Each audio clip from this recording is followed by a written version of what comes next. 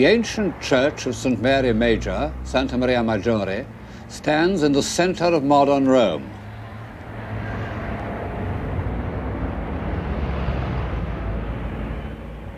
The hellish Roman traffic swirls all round it.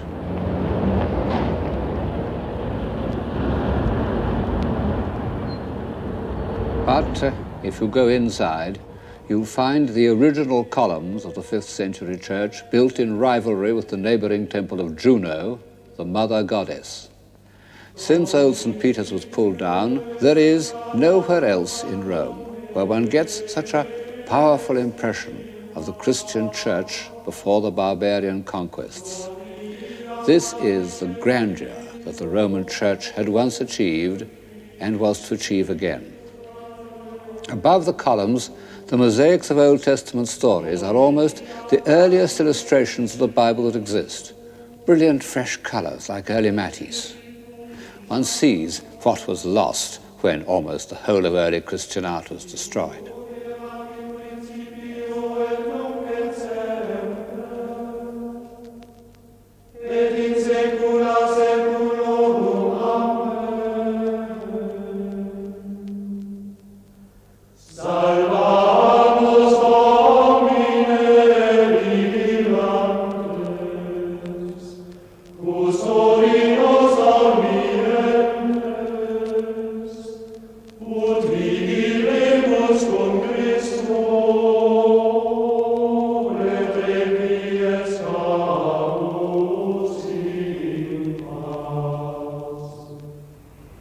From the roof of Santa Maria Maggiore, I can see long, straight streets stretching for miles up and down, and each ending in front of a famous church.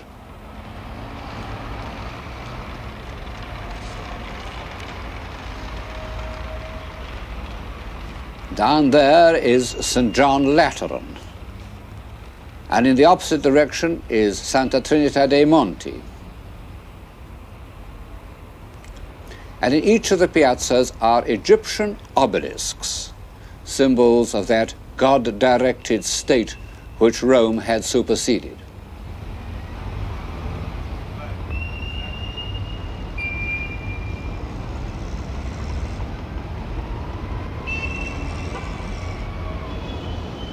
Papal Rome, the Rome of Sixtus V. It's the most grandiose piece of town planning ever attempted. And it anticipated by 50 years all the great town plans of France and Germany. And the amazing thing is that it was done only a generation after Rome had been, as it seemed, completely humiliated, almost wiped off the map. The city had been sacked and burnt, the people of Northern Europe were heretics, the Turks were threatening Vienna. It could have seemed to a far-sighted intellectual that the papacy's only course was to face the facts, accept its dependence on the gold of America, doled out through Spain. Well, as you can see, this didn't happen. Rome and the Church of Rome regained many of the territories it had lost and became once more a great spiritual force. But was it a civilizing force? In England, we tend to answer no. We've been conditioned by generations of liberal Protestant historians who tell us that no society based on obedience, repression, and superstition can be really civilized.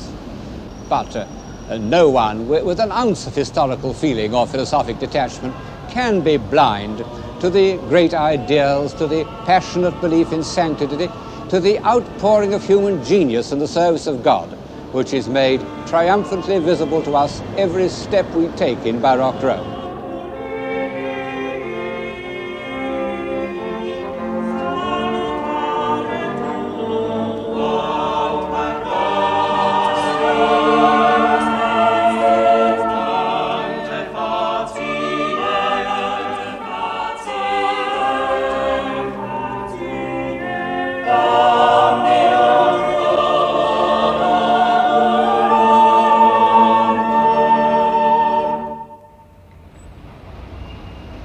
Whatever it isn't barbarian or provincial.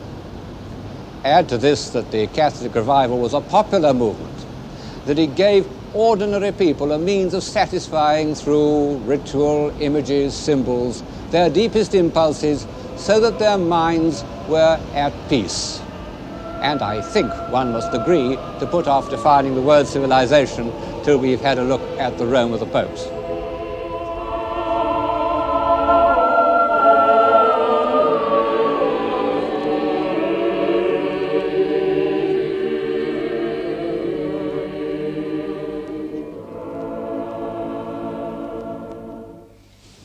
The first thing that strikes one is that those who say that the Renaissance had exhausted the Italian genius are wrong.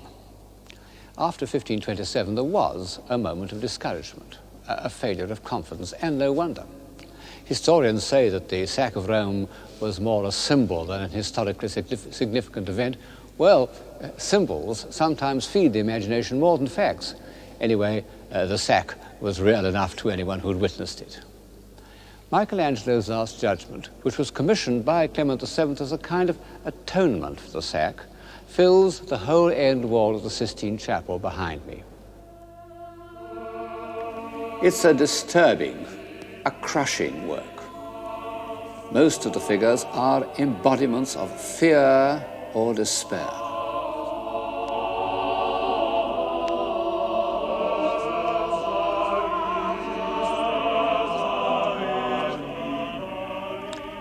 Look at the damned being ferried across the Styx.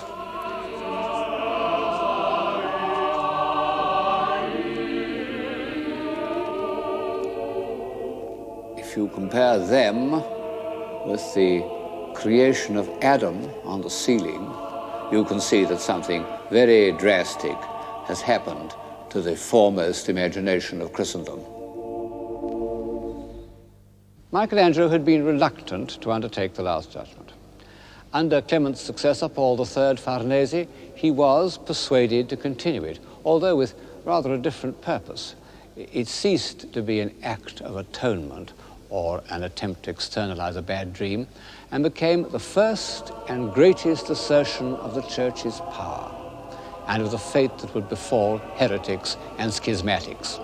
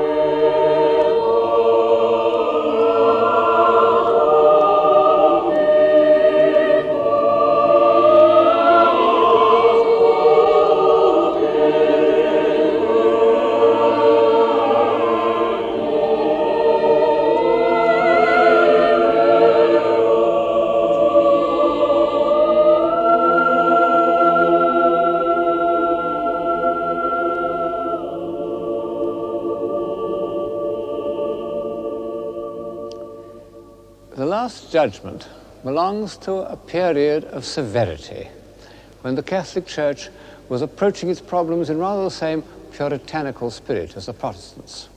It's curious that this period should have been inaugurated by Paul III because he was in many ways the last of the humanist popes. He was cradled in corruption. He was made a cardinal because his sister, known as La Bella, had been the mistress of Alexander Borgia. At first sight, he looks a crafty old fox. But if you look at Titian's portrait of him in Naples, one of the greatest portraits ever painted, it's a wise old head, and the longer you look, the more impressive it becomes. And he took the two decisions that were successfully to counter the Reformation. He sanctioned the Jesuit order, and he instituted the Council of Trent. For almost 20 years, several hundred bishops and cardinals from all over the Catholic world met in the Cathedral of Trent to discuss the future of the Church. There was a good deal of high politics as well as theology. But in the end, the council did draw up a plan for the Catholic revival, which held good right up to the middle of the 19th century. Michelangelo could refuse him nothing. He not only finished the Last Judgment, but in 1546, he accepted from the Pope the post of architect of St. Peter's. Thus, Michelangelo, by his longevity, no less than by his genius, became the visual link between the Renaissance and the Counter-Reformation.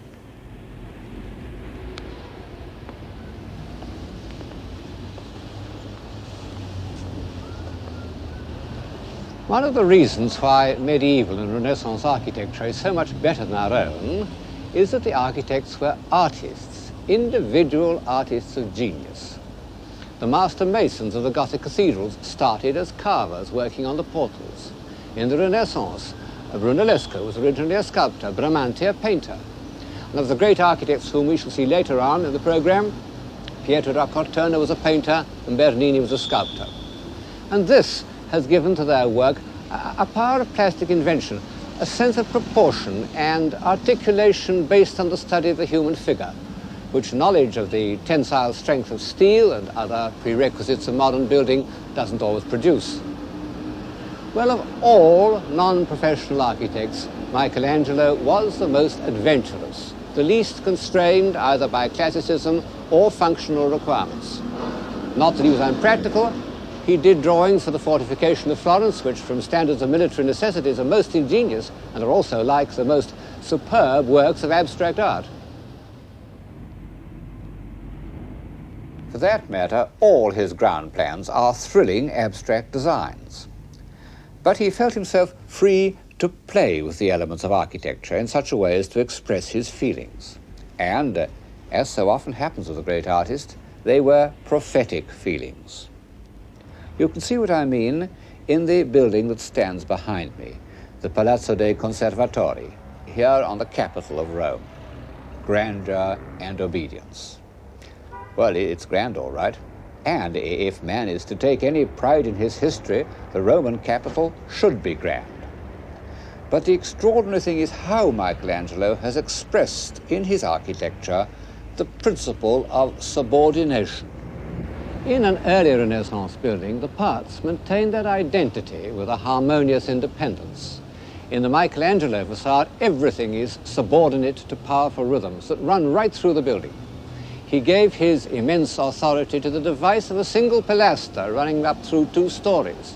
You know, in Renaissance architecture, and in Roman buildings for that matter, you had one column per story, one on top of the other.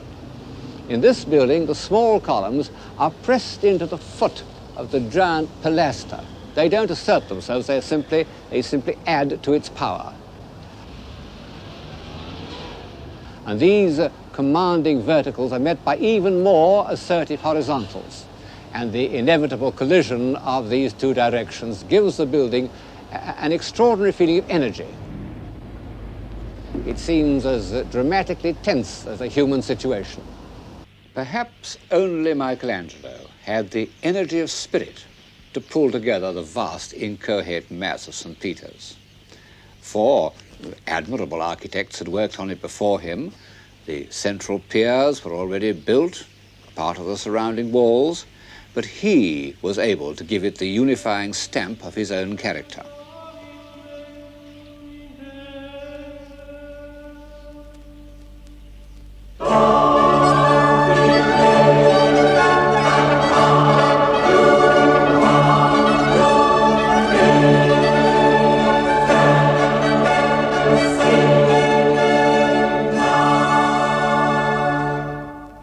It's the most sculptural of all his designs, perhaps the grandest piece of architecture ever built. A vast, simple unit that carries the eye round as if it were the carving of a torso.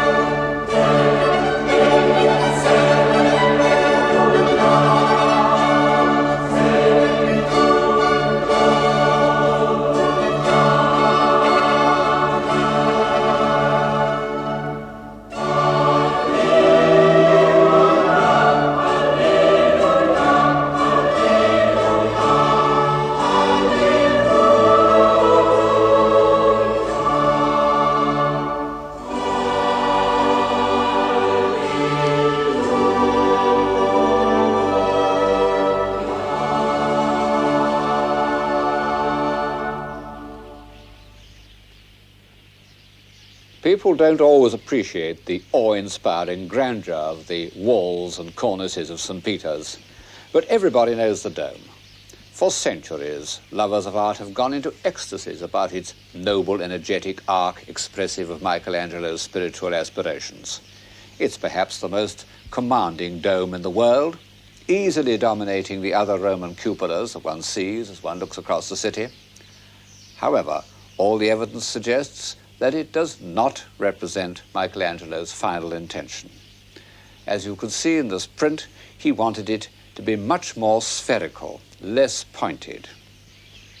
It was in fact designed by an architect called Della Porta after Michelangelo's death. Well, we can go on admiring it and think rather more of Della Porta.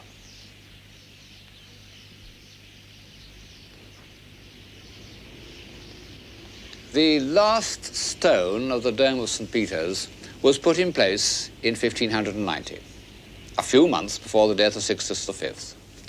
The long period of austerity and consolidation was almost over. The Catholic Church was victorious.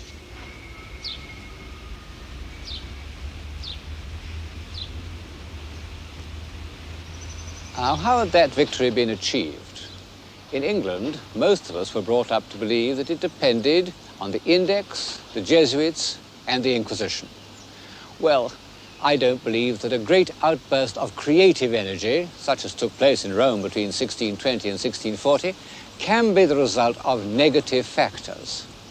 But I do admit that the civilization of those years did depend on certain assumptions that are out of favor in England and America today.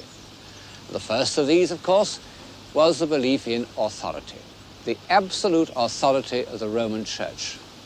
And this belief extended to sections of society which we now assume to be naturally rebellious, like artists. It comes as something of a shock to find that, with a single exception, the great artists at the time were all sincere, conforming Christians. Guercino spent much of his mornings in prayer. Bernini frequently went into retreats, practiced the spiritual exercises of St. Ignatius. Even Rubens attended Mass every morning before beginning work. This conformism wasn't based on fear of the Inquisition, but on the simple belief that the faith which had inspired the great saints of the preceding generation, saints like St. Filippo Neri, was something by which a man should regulate his life. The mid-16th century was a period of sanctity in the Roman Church almost equal to the 12th. St. John of the Cross, the great poet of mysticism.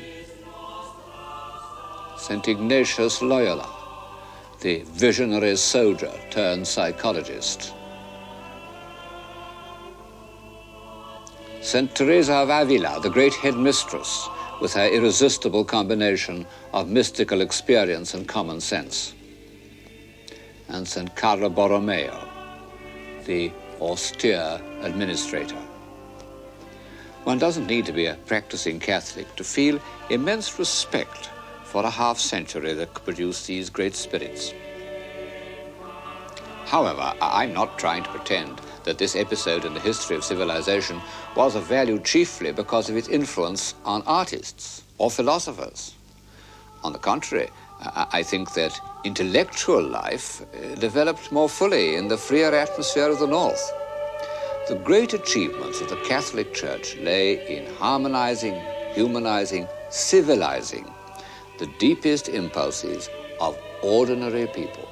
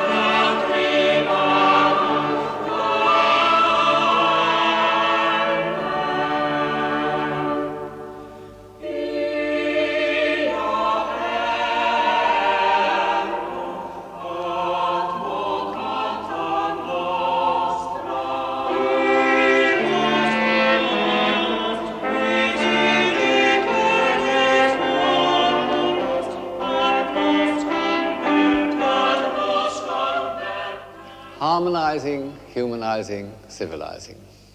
Take the cult of the Virgin. In the early 12th century, the Virgin had been the supreme protectress of civilization. She'd taught a race of tough and ruthless barbarians the virtues of tenderness and compassion. The great cathedrals of the Middle Ages were her dwelling places upon earth. And then in the Renaissance, while remaining the Queen of Heaven, she became also the human mother, in whom everyone could recognize those qualities of warmth and love and approachability. Now, imagine the feelings of a simple-hearted man or woman, a Spanish peasant, an Italian artisan, on hearing that the northern heretics were insulting the Virgin, desecrating her sanctuaries, pulling down or decapitating her images. He must have felt something deeper than indignation. He must have felt that some part of his whole emotional life was threatened, and he would have been right. The stabilizing, comprehensive religions of the world, the religions which penetrate to every part of a man's being, in Egypt, India, China, gave the female principle of creation almost as much importance as the male, and wouldn't have taken seriously a philosophy that failed to include them both. Of course, I'm bound to say that these were all what H.G. Wells called communities of obedience. The aggressive nomadic societies, what he called communities of will, Israel, Islam, the Protestant North, conceived their gods as male. Now, it's a curious fact that the male religions have produced very little religious imagery. In most cases, have positively forbidden it. The great religious art of the world in every country is deeply involved with the female principle. Of course, the ordinary Catholic who prayed to the Virgin wasn't conscious of any of this, nor was he or she interested in the really baffling theological problems presented by the doctrine of the Immaculate Conception. He knew simply that heretics wanted to deprive him of that sweet, compassionate, approachable being who would intercede for him as his mother might have interceded with a hard master. Take another human impulse that can be harmonized but shouldn't be suppressed, the impulse to confess. The historian can't help observing how the need for confession has returned, even or especially in the land of the Pilgrim Fathers. The difference is that instead of confession being followed by a simple, comforting rubric which has behind it the weight of divine authority, the modern confessor must grope his way into the labyrinth of the psyche with all its false turnings and dissolving perspectives. A noble aim, but a terrifying responsibility. No wonder that psychoanalysts have the highest suicide rate of any vocation. And perhaps, after all, the old procedure had something to recommend it because, as a rule, it's the act of confession that matters, not the attempted cure. The leaders of the Catholic Restoration had made the inspired decision not to go halfway to meet Protestantism in any of its objections, but rather to glory in those very doctrines that the Protestants had most forcibly, sometimes it must be admitted most logically, repudiated. Luther had repudiated the authority of the Pope very well. No pains must be spared to make a gigantic assertion that St. Peter, the first Bishop of Rome, had been divinely appointed as Christ's vicar on earth. Ever since Erasmus, intelligent men in the North had spoken scornfully of relics. Very well. Their importance must be magnified so that the 4 piers of St. Peter's itself are gigantic reliquaries. This one contained parts of the lance that pierced our Lord's side. And in front of it stands Longinus, looking up with a gesture of dazzled enlightenment. The veneration of relics was connected with the cult of the saints, and this had been equally condemned by the Reformers. Very well, the saints should be made more insistently real to the imagination, and in particular, their sufferings and their ecstasies should be vividly recorded. In all these ways, the Church gave imaginative expression to deep-seated human impulses. And it had another great strength, which one may say was part of Mediterranean civilization, or at any rate a legacy from the pagan Renaissance. It was not afraid of the human body. Titian's Assumption of the Virgin, a Baroque picture almost 100 years before its time, was painted in the same period as his great celebrations of paganism. Early in the 16th century, Titian had given his immense authority to this union of dogma and sensuality. And when the first Puritan influence of the Council of Trent was over, Titian's work was there to inspire both Rubens, who made superb copies of it, and I think Bernini. Protestantism, in its overzealous condemnation of sins of the flesh, had also cut itself off from the kind of comforting physical presence that one finds in Bernini's Charity.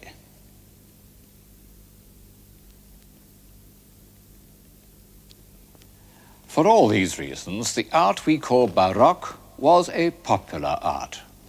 The art of the Renaissance had appealed through intellectual means, geometry, perspective, knowledge of antiquity, to a small group of humanists. The Baroque appealed through the emotions to the widest possible audience. Sometimes it does so by dramatic illustration. This is the Calling of St. Matthew by Caravaggio, who was, on the whole, the greatest, certainly the most original painter of the period. And like many other artists of the time, he uses a means of communication that reminds one of the films. Caravaggio experimented, as you can see here, with violent contrasts of light and shade that were popular in highbrow films of the 20s.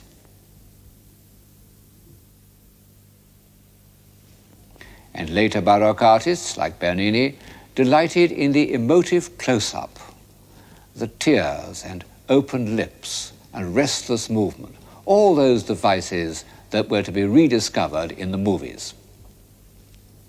The extraordinary thing is that the Baroque artists did it in bronze and marble and not on celluloid.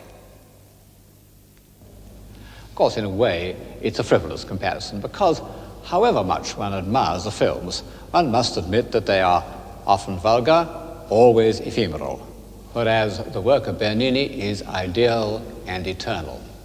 He was a very great artist, and although his work may seem to lack the awe-inspiring seriousness and concentration of Michelangelo, it was, in its century, even more pervasive and influential. He not only gave Baroque Rome its character, but he was the chief source of an international style that spread all over Europe, as Gothic had done, and as the Renaissance style never did. He was dazzlingly precocious. At the age of 16, one of his carvings was bought by the Borghese family, and by the time he was 20, he was already commissioned to do a portrait of the Borghese Pope, Paul V. In the next 3 years, he became more skillful in the carving of marble than any sculptor has ever been, before or since. His David, in contrast with the static David of Michelangelo, catches the sudden twist of action, and the vehement expression of the head is almost overdone. Actually, it's a self-portrait of the young Bernini who made a face into a mirror said to have been held for him by his patron, the Cardinal Scipione Borghese. The Apollo and Daphne is an even more extraordinary example of how marble can be made into something fluid and fleeting, because it represents the moment when Daphne, crying for help to her father, is changed into a laurel tree. Her fingers are becoming leaves already. It's just beginning to dawn on Apollo that he's lost her. And if he could look down, he would see that her beautiful legs are already turning into a tree trunk.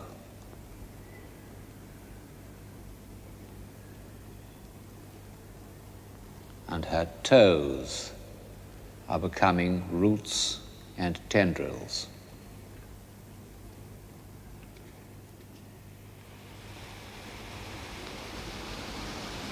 All these brilliant works were done for the Borghese family.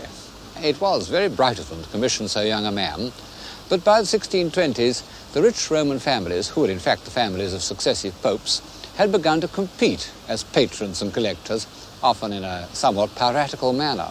One's reminded of the competition between the monster American collectors of 60 years ago, Mr. Frick, Mr. Morgan, with the difference that the Roman patrons competed for the works of living artists, not simply for certified old masters. The leading Roman families put painters under contract like television stars, and the painters really got paid, which they never did in the Renaissance. As often happens, I believe, a sudden relaxation and affluence after a period of austerity produced an outburst of creative energy. The 1620s were relaxed all right, as one can see from Bernini's portrait of that most affluent cardinal, Scipione Borghese. Of all these papal families, one easily outshone the rest, the Barberini. And this was due to the pontificate of Matteo Barberini, who, in 1623, became Pope Urban VIII. He survived as Pope for 20 years. But, as he himself foresaw, he survives in history very largely because he was the patron of Bernini. At the time of Urban's accession, Bernini was only 25, and the very next year he was made architect of St. Peter's, a project that was to occupy him for more than 40 years. And at the end of that time, he had made visible the victory of the Catholic Church. The pilgrim approaching St. Peter's before Bernini would have found himself in a venerable and picturesque quarter of the city, with a few large buildings, isolated from one another by trees and meadows, individually grand, but not making the impact of a complete architectural idea. Now imagine his experiences after Bernini had done his work. He would cross the Ponte Sant'Angelo with its marble angels from Bernini's workshop, and from the other side make his way to Bernini's piazza.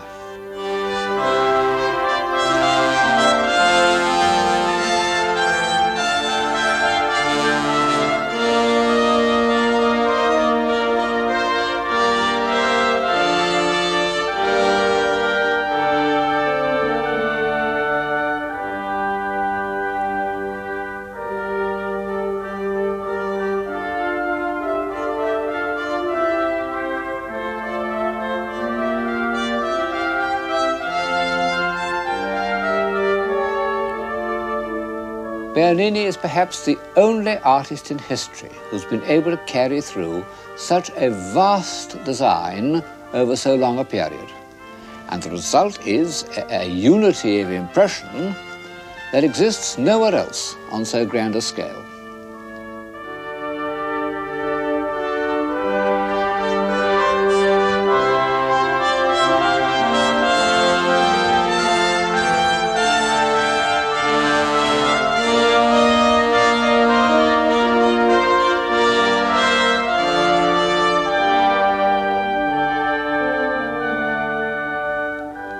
Then, when our pilgrim passes through the enormous facade, the feeling of complete unity of style is maintained. You'll get a better impression of the interior of St. Peter's from this painting than from a photograph. It was painted 200 years ago, but in fact very little has changed.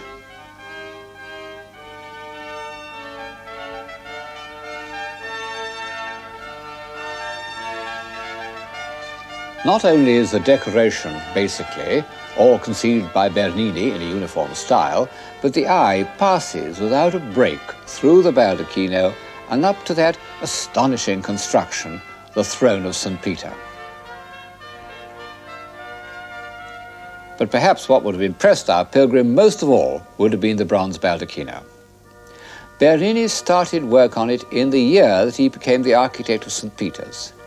And it's incredible. Yes, if one knows anything about bronze casting, it really is incredible. It involved every sort of engineering difficulty.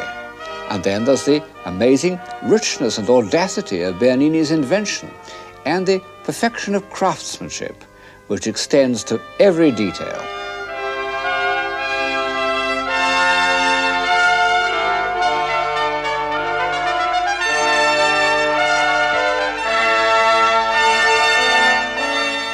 More extraordinary still, Bernini seems already to have foreseen in his imagination what the whole development of St. Peter's would be like, because this work, which is the first thing he designed, is completely in harmony with the great progression of works executed over the whole span of 40 years.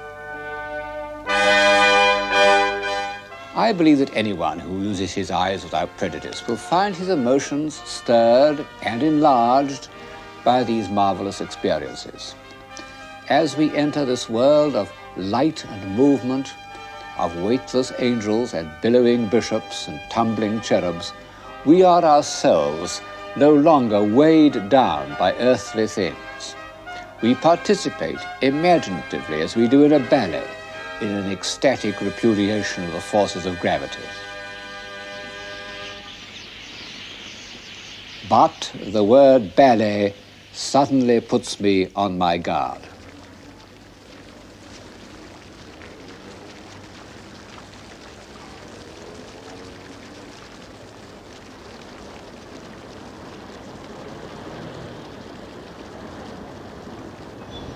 It was no accident that Bernini was the greatest scene designer of his age. John Evelyn, the diarist, records how in 1644 he went to the opera in Rome, where Bernini painted the scenes, cut the statues, invented the engines, composed the music, wrote the comedy, and built the theatre. And we're told that at Bernini's productions, people in the front row ran out of the theatre, fearing that they would be drenched by water or burnt by fire. So powerful was the illusion that he created. Of course, these stage sets have all vanished, but we have some evidence of what they were like in the fountain that Bernini designed for the Piazza Navone, here behind me. It's an astonishing performance. A sizable Egyptian obelisk is lifted up on a hollow rock as if it weighed no more than a ballerina.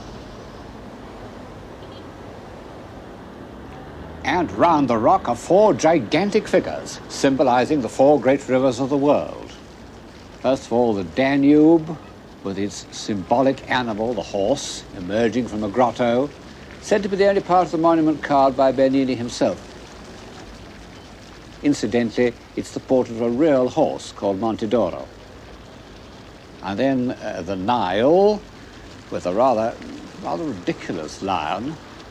And then the Ganges, shrouded from the sun.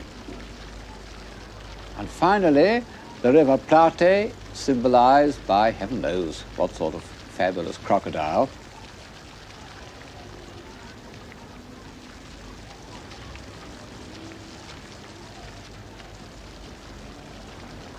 The Plate seems to be reeling back in horror, and the people of Rome used to maintain that he was showing his alarm at the sight of the church facade by Bernini's only serious rival, the architect Borromini.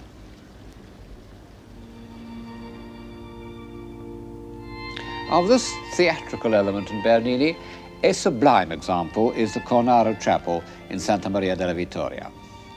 To begin with, Bernini has represented the members of the Cornaro family on either side of the chapel, looking as if they were in boxes, waiting for the curtain to go up. And then, when we come to the drama itself, it's presented exactly as if it were on a small stage, with a spotlight falling on the protagonists. But at this point, the theatrical parallel must be dropped, because what we see, the Ecstasy of Santa Teresa, is one of the most deeply moving works in European art. Bernini's gift of sympathetic imagination, of entering into the emotions of others, a gift no doubt enhanced by his practice of St. Ignatius's spiritual exercises, is used to convey the rarest and most precious of all emotional states, that of religious ecstasy.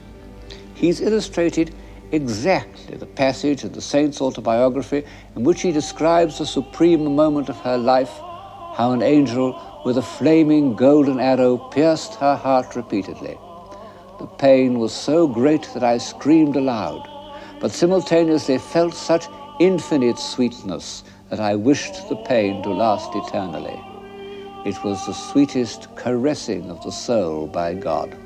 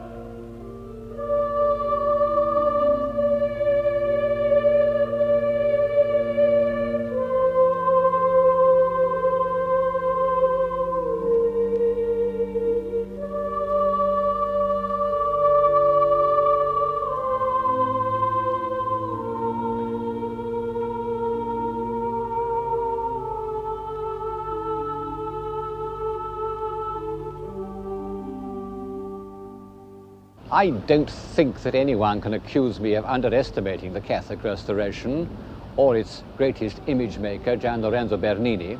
So, may I end by saying that this episode in the history of civilization arouses in me certain misgivings, and they may be summed up in the words illusion and exploitation. Of course, all art is to some extent an illusion. It transforms experience in order to satisfy some need of the imagination. But there are degrees of illusion, depending on how far from direct experience the artist is prepared to go. Bernini went very far. Just how far one realizes when one remembers the historical Santa Teresa. With her plain, dauntless, sensible face, the contrast with the swooning, sensuous beauty of the Cornaro Chapel is almost shocking. One can't help feeling that affluent Baroque, in its escape from the severities of the earlier fight against Protestantism, ended by escaping from reality into a world of illusion. Art creates its own momentum, and once set on this course, there was nothing it could do except become more and more sensational. And this is what happens in the breathtaking performances that take place over our heads in the Gesù and St. Ignazio and the Palazzo Barberini. We feel that the stopper is out. Imaginative energy is fizzing away up into the clouds and will soon evaporate.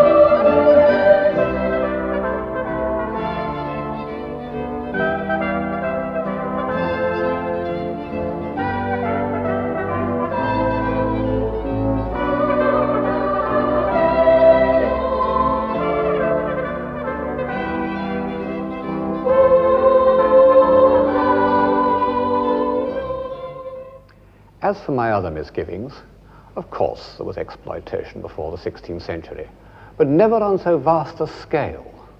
In the Middle Ages it was usually accompanied by real popular participation. Even in the Renaissance, palaces were to some extent seats of government and objects of local pride. But the colossal palaces of the Pope's relatives were simply expressions of private greed and vanity. Farnese, Borghese, Barberini, Ludovisi, these rapacious parvenus spent their short years of power competing as to who should build the largest and most ornate saloons. In doing so, they commissioned some great works of art, and one can't help admiring their shameless courage. At least they weren't mean and furtive like some modern millionaires. But their contribution to civilization was limited to this kind of visual exuberance. The sense of grandeur is no doubt a human instinct, but carried too far it becomes inhuman. I wonder if a single thought that has helped forward the human spirit has ever been conceived or written down in an enormous room.